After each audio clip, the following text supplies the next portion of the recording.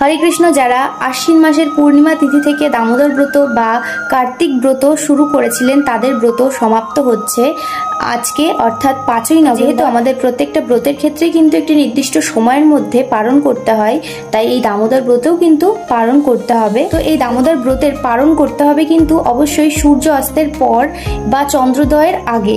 তো পালনের সময়সূচি হচ্ছে পশ্চিমবঙ্গে 4:32 ঘটিকার পর, অর্থাৎ বিকেল 4:32 ঘটিকার পর আমাদের পালন করতে হবে। আর বাংলাদেশের পালনের সময়সূচি হচ্ছে বিকেল 4:58।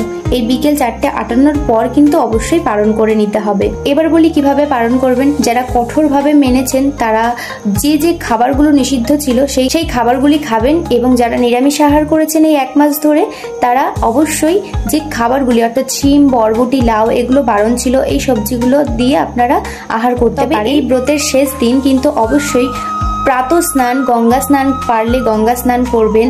এছাড়া দানের মাহাত্ম্য খুব রয়েছে, গীতা দান করতে পারেন, আপনাদের সামর্থ্য অনুযায়ী যা কিছু দান করতে পারেন। যদি পারেন শুদ্ধ ব্রাহ্মণদেরকে ভোজন করাবেন।